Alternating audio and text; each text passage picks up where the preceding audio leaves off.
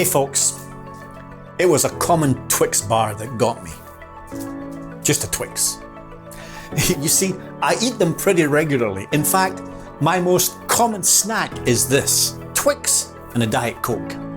3 p.m. on a Thursday afternoon, been working hard, time to grab a Twix and enjoy it for a few minutes. It's just a Twix. David Oginga is a close friend of mine, and David grew up and he wanted to be a doctor. But David was growing up in a slum, Huruma slum in Nairobi, Kenya. Somewhere between 500,000 and 750,000 people in a space that's about 2 square miles. David managed to get a high school, and then he decided that as he saw kids in the slum who weren't getting any schooling, he wanted to help them. So with his high school education, he could have found a job in Nairobi City paying him maybe $5 a day. But he stayed.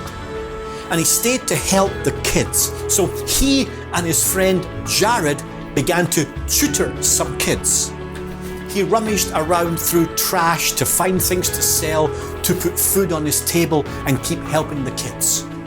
2 other guys in Huruma were doing something similar, and so together they decided to start formal classes to help the kids. They borrowed $70, which was a quarter of their annual income. And with that money, they rented a room and they began to help 60 kids, the poorest of the poor. Soon, it had grown to 150 kids. So they decided to start a school, and they wondered, what should they call it? The 4 guys all gave suggestions, but then something happened. Jared died. Malaria got him. And here's the kicker. Here's what got me, and it got me to make this my calling. Here's what I got me angry and mad and passionate and committed about. The cost of my Twix bar could have bought the medicines to keep him alive. But they couldn't even afford a Twix. And this incredible, bright, vibrant young leader, young difference maker, tragically died. Poverty sucks. Poverty kills. In honor of Jared, they chose to call the school the name that Jared had suggested, Faraha, which means joy. David lost a dear friend. David gave up his dream of being a doctor, and he was determined to help the children in his neighborhood who didn't get to school. In our world, our generation, where you live should not determine if you live.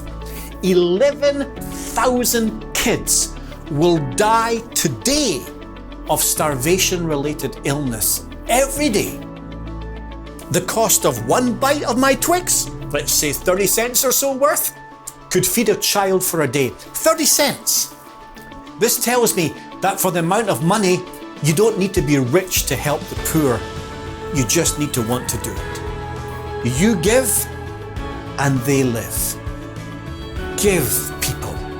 Even if it's just 30 cents, $1, $10, or maybe even $1,000. Give so that they live. Thank you.